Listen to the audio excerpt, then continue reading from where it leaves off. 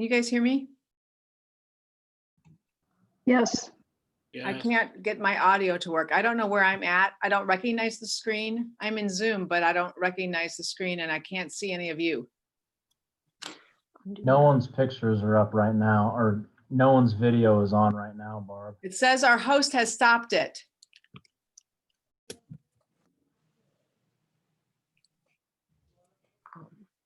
what do you want? The leftover bread.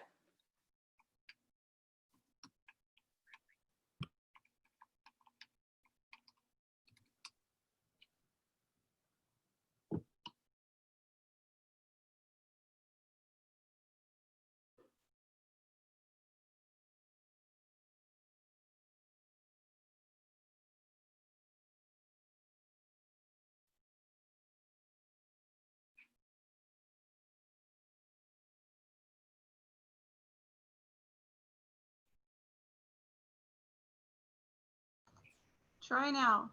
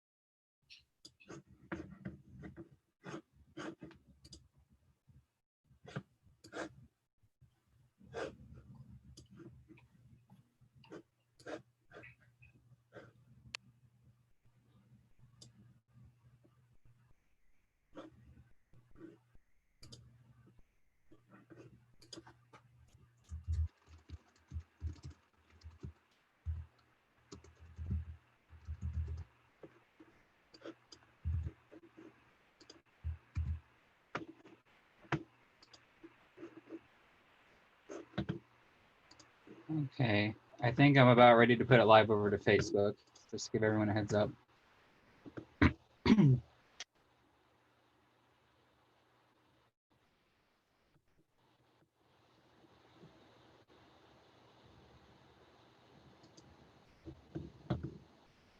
Okay, we should be ready to go. I call this regular meeting of the Nevada City Council to order, Monday, November 23rd, 2020. It is just after 6:00 p.m. We are meeting via Zoom due to the COVID-19 pandemic, according to the guidelines of the Iowa Public Information Board, and any interested residents are able to participate via Zoom. So with that, we will go ahead and move into a roll call.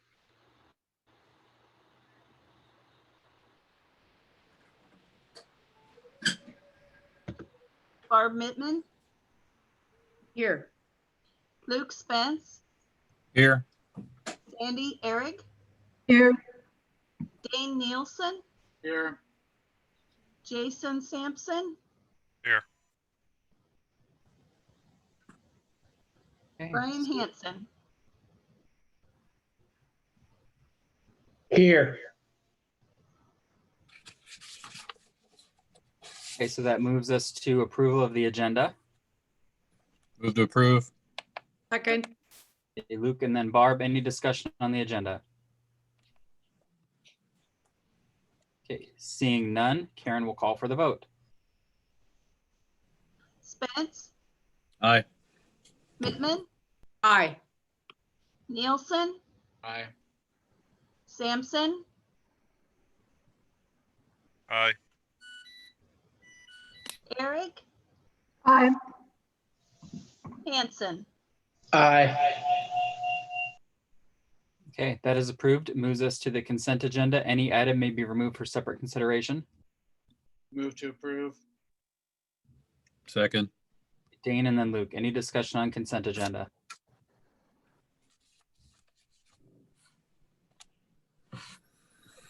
Okay, seeing none, Karen will call for the vote. Nielsen, Aye. Spence, Aye. Eric, Aye. Hanson, Aye. Mittman, Aye. Sampson. Aye. Okay, then that is approved. Has moved us into the public forum, which is time set aside for comments from the public on topics of city business other than those listed on the agenda. No action may be taken. Karen, did we receive any requests to speak in the public forum? No requests were given. Okay, then we will go ahead and close the public forum and move into old business. There's old business A, an ordinance adopting FEMA floodplain management, third and final reading. Move to approve. Second. And Jason, Sandy, any discussion on the ordinance? Okay, seeing none, Karen will call for the vote. Sampson, Aye. Eric, Aye. Hanson, Aye. Mittman, Aye. Nielsen, Aye. Spence. Aye. Okay, and that passes, takes us to item B, resolution number 36, 2020, 2021. And Jordan, before I read that off, did we get that back from them to complete? You did, yes. Okay, then that is a resolution approving development agreement with Mid-States Material Handling and Fabrication Incorporated, authorizing annual appropriation tax increment payments and pledging certain tax increment revenues to the payment of the agreement. Move to approve. Second. Dane and Brian, discussion.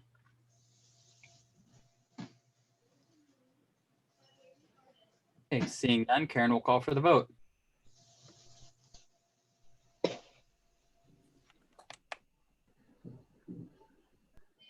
Nielsen, Aye. Hanson, Aye. Mittman, Aye. Sampson, Aye. Spence, Aye. Eric, Aye. And that is approved and takes us to item C, approved change order number 3 for the Central Business District project from Construct Incorporated in the amount of $4,487.49. Move to approve. Second. Jason and Sandy, any discussion?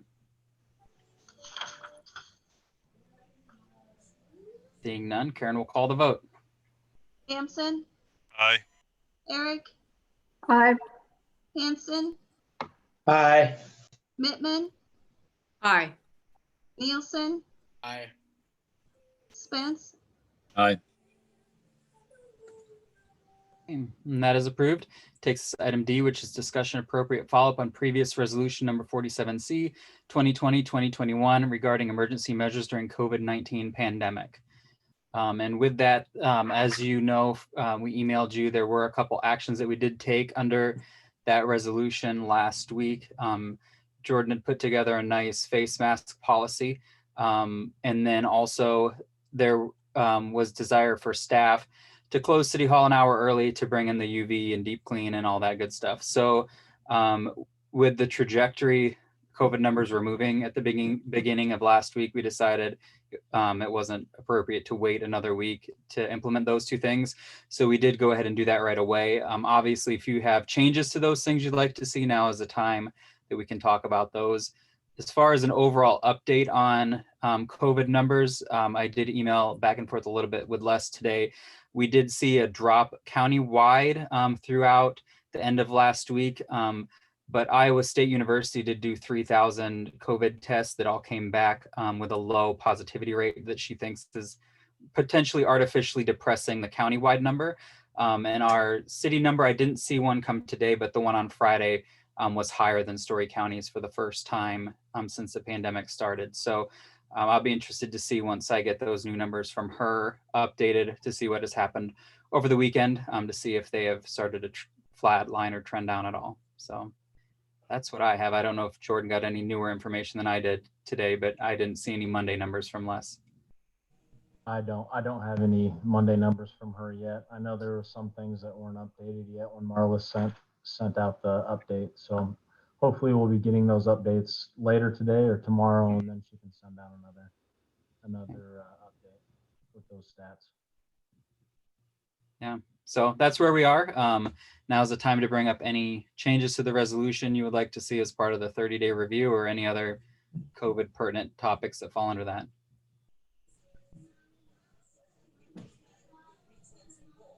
Okay. Brett, I think you guys did a good job on the changes a week ago. I have no problem with that. I'll be honest, I don't like the fact that we're not meeting in person, and there's two reasons for it. And I've been simmering on this since I got your email.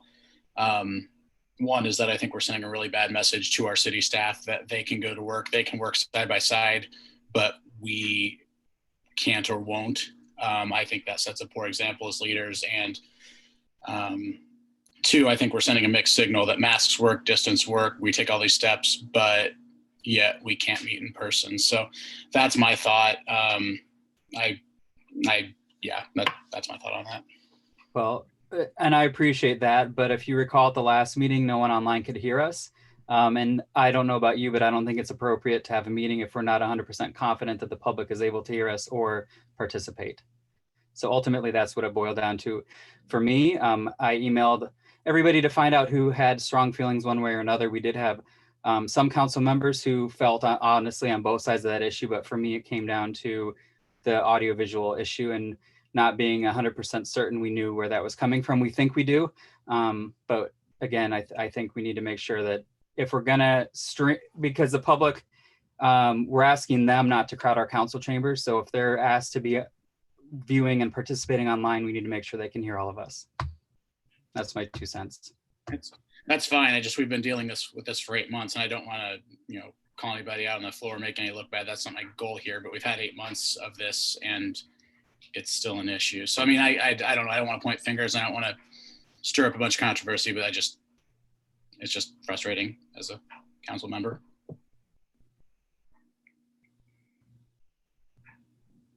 Anybody else?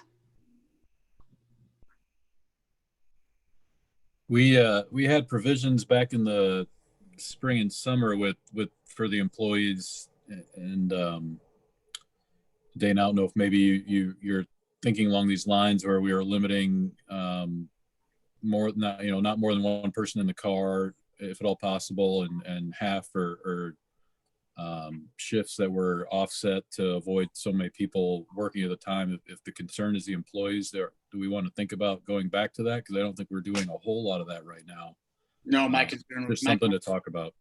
My concern was more the mixed signal we're sending, that it's okay for staff to go out and work, but we can't sit in a chambers together. That's all. I mean, I understand the AV part of it. I don't like the mixed signal we're sending. Yeah, the AV honestly boils down to the fact we have a 15-plus-year-old system that's analog in a digital world, and short of, Jordan and Karen know the cost probably, because we had asked to convert that. Karen, do you remember how much those quotes were? It was over 50,000. So that's kind of where we're sitting. We were hoping that we would be able to rig the chambers to work, and it appeared it worked for a while. We think we know the settings that were wrong last time, but again, when we had to make the call about the public on Thursday for the agenda to go out, and so at that point we didn't know for sure what the issue had been the meeting before. Okay. Yeah, like I said, I don't want to point fingers, and I mean, I get it, just it's frustrating. But I understand. I understand. I'm not, like I said, not trying to make. I don't disagree with you at all, Dane. Both points there are pretty valid. I'm just, if we're concerned about employees, maybe we should think about those restrictions that we had in the spring and summer as well. But I hadn't planned on bringing that up at all until you said something there. But just something to have on the table if this gets worse.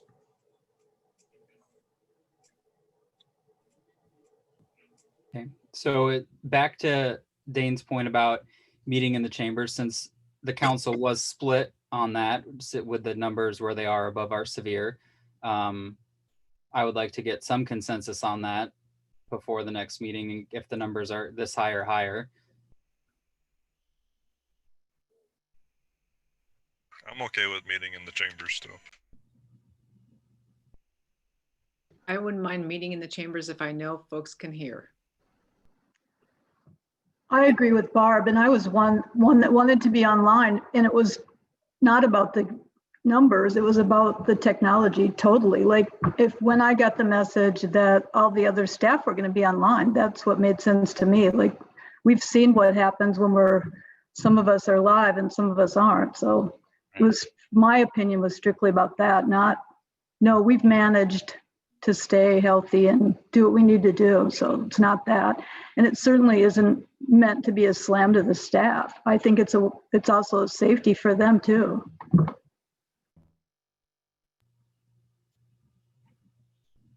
I have no problem meeting in person with the precautions we're all taking right now. Okay. Then And I don't have a problem meeting in person either, but I agree with, what more than one person has said. If we owe it, if we can't, we're not going to let the public in. We owe it to them. They can at least hear us.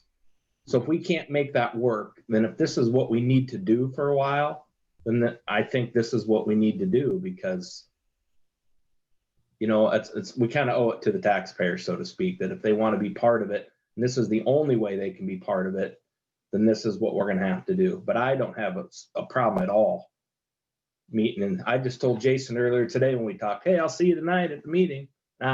We forgot, so yeah, I have no problem. But I think we need to figure out if we can make it work so the public can hear us if they want to be part of it. Okay. So what I think the plan should be is staff was testing it last week for staff meetings, and maybe do another test between now and the time the next agenda has to go out to make sure it works 2 times in a row.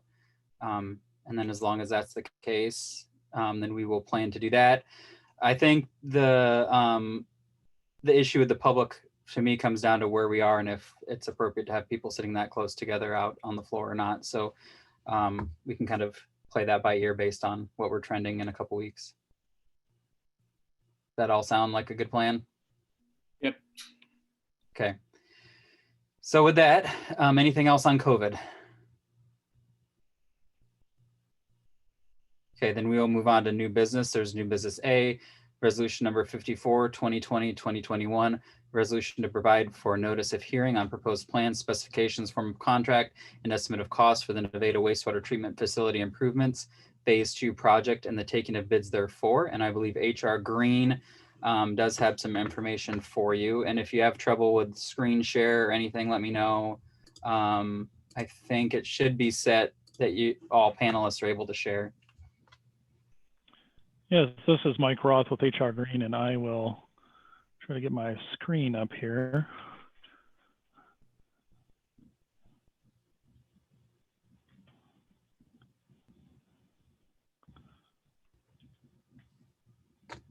Are you able to see my screen at the moment? There's it says update Yes. to City Council.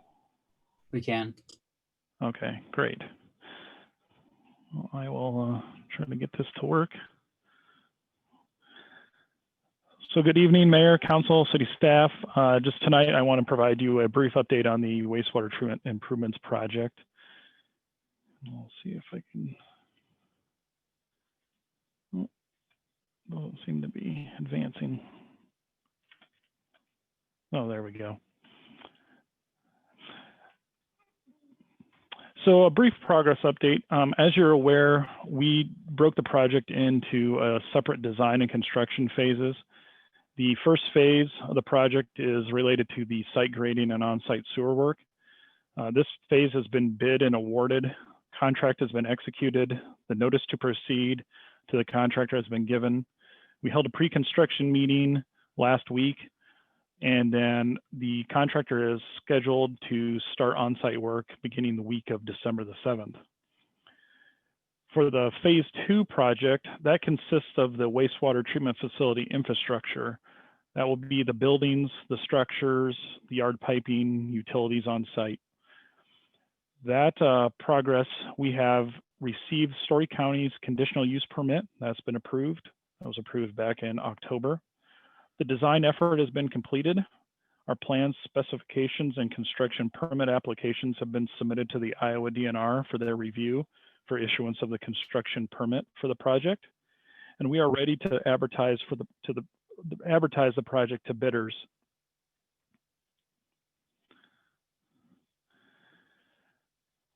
An update with regard to just schedules.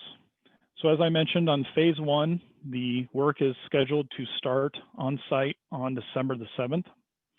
And per the contract, the completion dates for substantial completion are April 30th of 2021, with final completion of the phase 1 project on May 14th of 2021.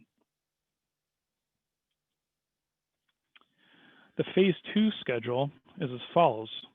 For bidding, we are looking to advertise to bidders this week. So we will have the project out on the street for people to know about and start requesting plans and specifications and bidding documents. For the requirements to comply with Iowa code, we have to post a notice to bidders, and the earliest that we can do that will be December the 7th. We also are required to post a notice of public hearing and letting, and that can be posted as early as December 30th of this year. We have a pre-bid conference set up and scheduled within the documents for January the 5th of 2021, with a bid letting for phase 2 of January the 20th of 2021.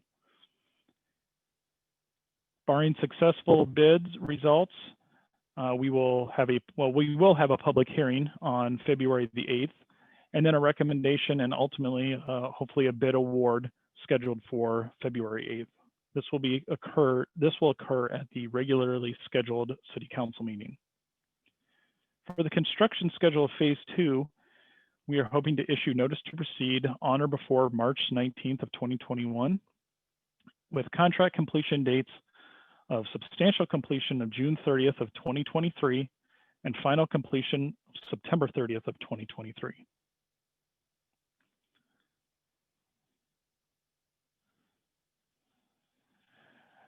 Now, since this is really a consideration of the resolution for the phase 2, I did want to cover a few specifics related to the phase 2 project. I don't intend to go through all the documents. There are 271 plan sheets with the phase 2 contract and specifications that encompass 2 volumes. We did provide a snippet of some of that plan set to council, and I believe you received those plans. And if you do have any questions with those or specifics, I'd be happy to go over those. And we can move that to the end here, and I'll just let you save all your questions to the end. But a couple of things on phase 2, and what I want to go over here is just some specifics that are part of the project. So we have included a landscaping allowance within the phase 2 project of $10,000. When we discussed this with the steering committee, instead of doing a detailed landscaping plan with specific flower beds, bushes, or plantings, the steering committee chose to include this landscaping allowance within the project. And that will allow the city to work with the contractor to add landscaping elements that are not specifically called out if they are so desired.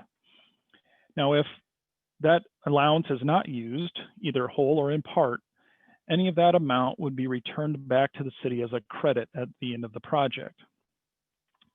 This is for landscaping that's inside of the treatment facility fence. So it does not include like seeding or the Story County conditional use permit actually requires the planting of 3 trees on the property. So this landscaping allowance is not for that. It is for added landscaping that the city would like to add if desired. Outside of the fence, the Story County conditional use permit had a condition that the city works with Story County Conservation to restore the site, the parcel that the city owns, to native plantings. And that would be done outside of this complete construction project.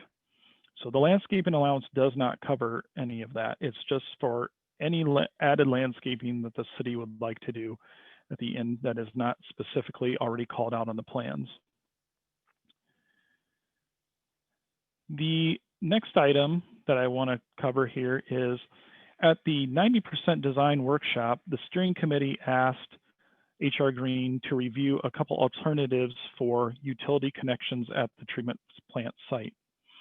Those included looking at the use of propane versus natural gas for building heat, the installation of a private well for potable water versus connection to rural water for potable water needs, and then the addition of a solar array to help offset electric utility costs or backup power costs.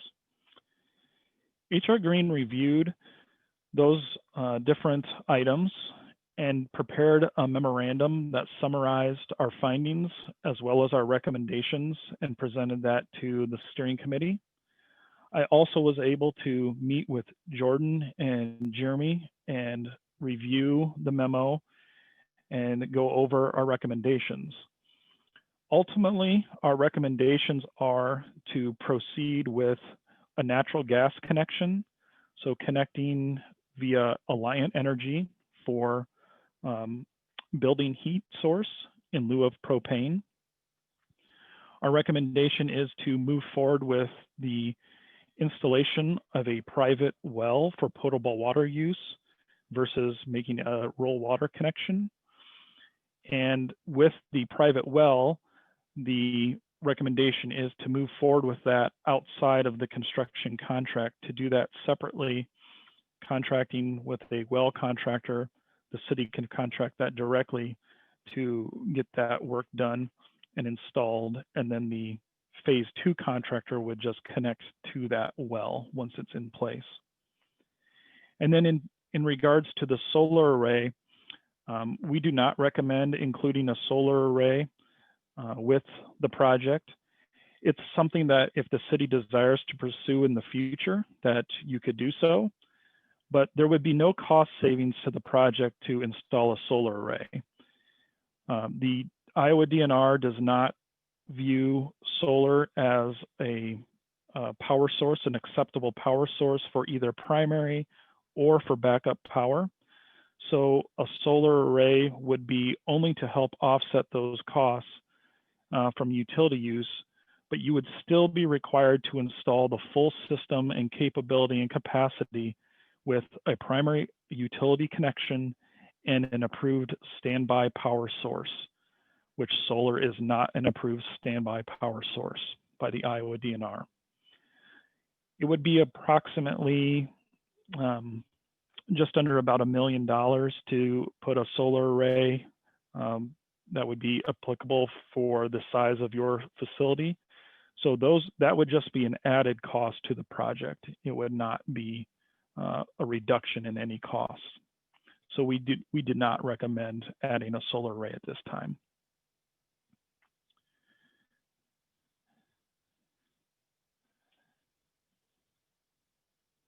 The last thing I want to provide an update on are just project cost. So the phase 1 project has been bid and awarded, and that project contract price, the current project price for phase 1 is $1,133,757. Compared to the cost opinion for phase 1, our cost opinion was $1,715,500. So we received some really great bids, had 6 bidders, very competitive bidding, and saw a really nice bid price come in on the project. So we're very pleased with that, and have a really good, things are moving forward very nicely on that project. For phase 2, our final opinion of cost that will be used in the advertisement of the project is $40,342,000. Hopefully we get the same really good competitive bidding environment with a lot of good bids and bid prices coming in below the estimate. I wanted just to highlight phase 3, which that will be the trunk sewer and lift station.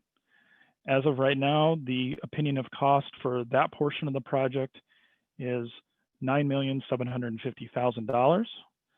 As we continue to work on design with that cost will be updated and be more refined.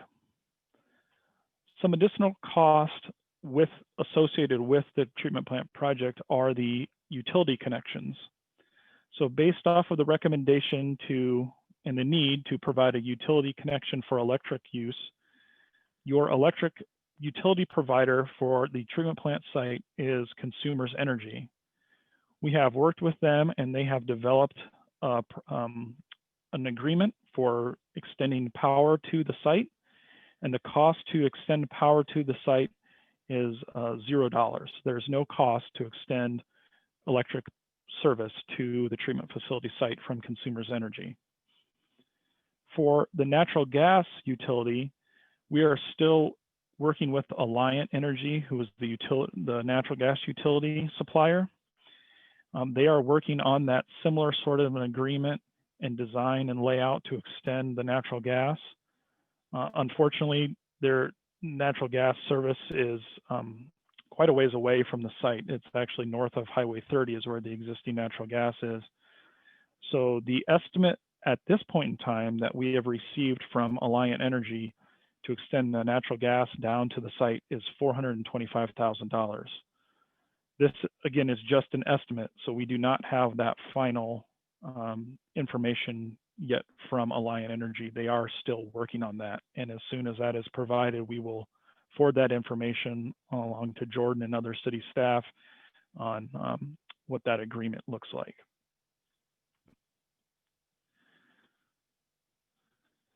That's the conclusion of my update, and at this point, I'd be happy to answer any questions that the city may have.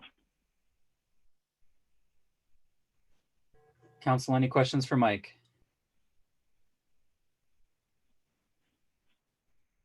Okay, thank you, Mike. You're welcome. Thank you. So with that, again, we're back to resolution number 54, 2020-2021, resolution to provide for notice of hearing on proposed plans, specifications, form of contract, and estimate of cost for the Nevada Wastewater Treatment Facility Improvements Phase 2 project and the taking of bids therefore. Move to approve. Second. Okay, Barb and Luke, any discussion? Okay, seeing none, Karen will call for the vote. Mittman, Aye. Spence, Aye. Eric, Aye. Hanson, Aye.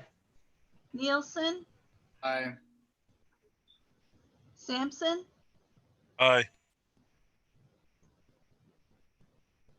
Okay, and that is approved and takes us into reports, starting with Jordan. Other than my report that you guys received, I have nothing tonight unless you have questions I can answer for you.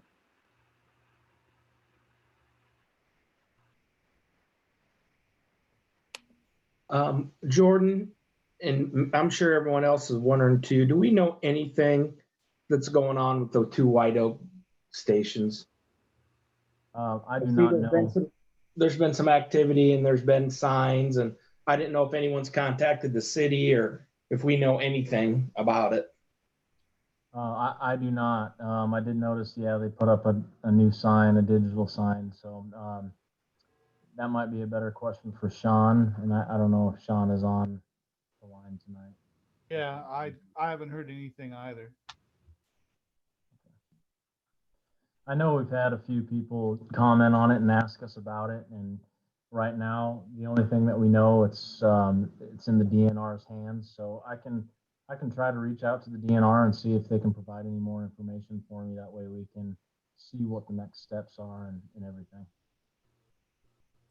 Hey, Brian, I did reach out I sent BP an email at one point, so it's probably been almost 2 months ago now. It took probably close to a month to get a reply, and they said that they would encourage White Oak to reach out to me about what's going on there, but I have yet to hear from them and didn't expect to, so I'm gonna reply to that email that I got from them. I just haven't gotten back around to it. Is there contact information for the Mosmark company that we've been doing the inspections in the past have all been under their name and the liquor licenses and everything, right? Do we have contact information for them?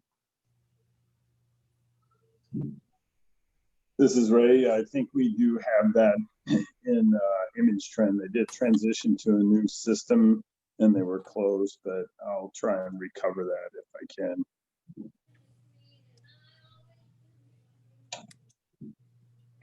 Thanks, Ray. Anything else for Jordan? Hey, Jordan, I just wanted to say thank you. And I know I said it in my email too, but I just want to publicly say thank you for following up on that email and getting Sean Ludwig on that and getting that water outlet deal taken care of. Appreciate that. Yeah. Thank you for Sean. That was very fast and very proactive for him to run it over there and do that. Anything else for Jordan?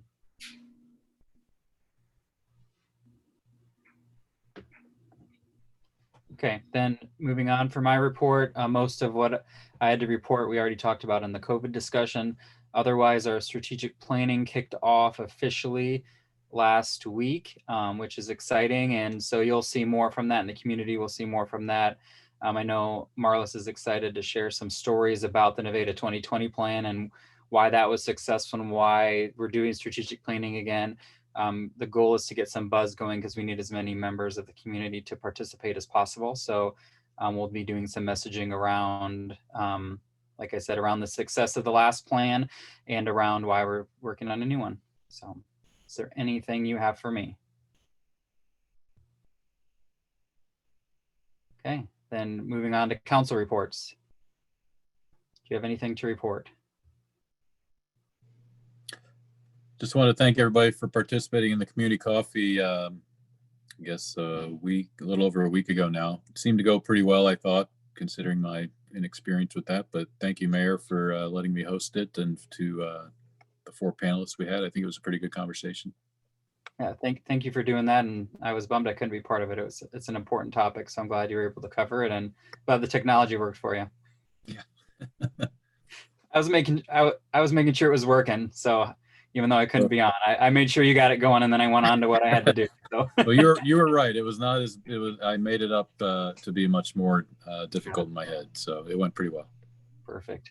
Yep. So, and that group has some more potential topics on deck. So stay tuned. We'll probably do another one in January. I think we were talking, and obviously we'd like to get back for some in-person coffees too. We were about to move forward with some of those in-person coffees right before the numbers started going up again. So obviously we haven't moved forward on that, but as soon as it's appropriate for that, we'll move forward and do those again. Other council reports. Okay. Then seeing none, we'll move on and go around for staff. So we'll start with Ray from Fire and EMS. Yeah, just a couple of things. The department is dealing with, we've had our 5th cooking fire from the same apartment, same complex. We've been working with the property manager to address this issue. We have some pretty serious concerns with just the behavior of the occupant there. And like I said, it's a fourplex apartment that continuously has stove fires, so that could be troubling. The other thing is 610, our UHP unit, is operational. It will not have lights on it until probably February. There's kind of a back order on lights, and with COVID, the production of lights and all that stuff is affected. So we will not be using it in an emergency driving capacity, but it will still be responding, and in fact went out today on a fire and it did just fine. And then the last thing is our engine 310. If you recall, that's a 23-year-old engine. We're starting to be plagued with some pretty decent costs for repairs. We had an alternator repair this last week. We have a water pump that we'll need to work on. And the tires are the original tires from 23 years. So They're fine tread, but as you know, NFPA has a time limit on tires. So there's just some costly things coming up. We're trying to limp it along and get it to the finish line as we look to see what our other options are. Thanks, Ray. Council, anything for Ray? Okay, then we will keep going over to Sean Cole. I really got just a couple things to report. As I said, we've closed down the sidewalk or the 6th Street project for this year. It went pretty well. We've done the 5 most difficult blocks this year, and we'll have the 5 easiest blocks next year. So we'll start that again sometime in early May. And I'm hoping the weather's nice, cooperates with us, we should finish relatively easily. Otherwise, we are looking at the site plans for the Dollar Fresh store. Says it on the thing, on the plan, so I can say that. It's public knowledge or public knowledge. So I'll probably be trying to get those out here by the end of the week, the site plans, and we did get the building plans also. So we'll be looking on getting the footings out so they can start here hopefully before the end of the year, and get the footings in before frost so they can work on the building over the winter. Other than that, we also have the school, middle school project that we've just got the plans for, so we'll be reviewing those. And that's about all I got.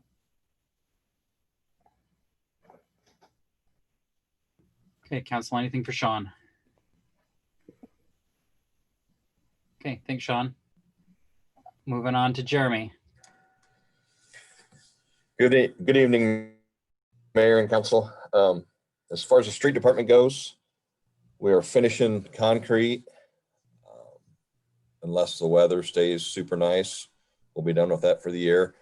We're going to start oiling some cracks as it gets colder. We got our signs in for 6th Street, so we're going to work with Sean Cole and the brick company to get the signs put up. The wastewater plant's done hauling sludge. They got that wrapped up this week, and just doing daily maintenance there. And water department is done with the lime, and they are working on cleaning and daily maintenance. That's about all I have. Anybody got any questions? Okay, thanks, Jeremy. We will move on to Rick. I don't have anything to report from the public safety. I do have some information I'll pass on to you. If you happen to go by the sheriff's office on Fawcett Parkway, north of the sheriff's office, you're going to see some digging. That's the footings for the tower they're going to put there. It's going to be a 250-foot tower. They're hoping to get the footings in shortly so they can put the tower up. So if you happen to see anything or have any questions brought to you, that's what's going on there. Unless you have any questions, that's all I got.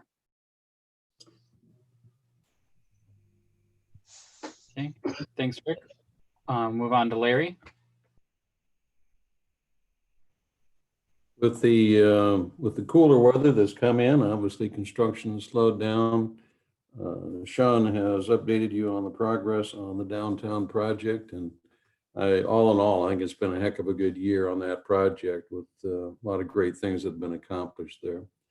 Lately, I've helped Sean with a couple different site plans, and those hopefully those will be under construction this fall.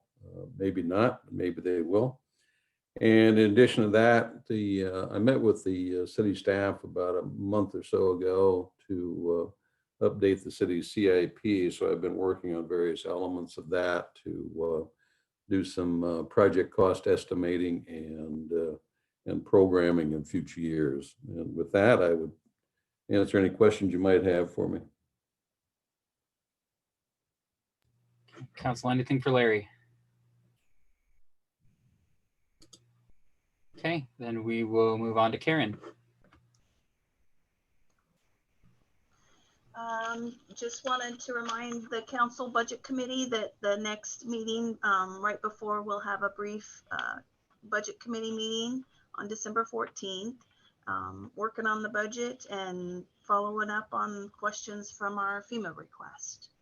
So that's about all. If you have any questions.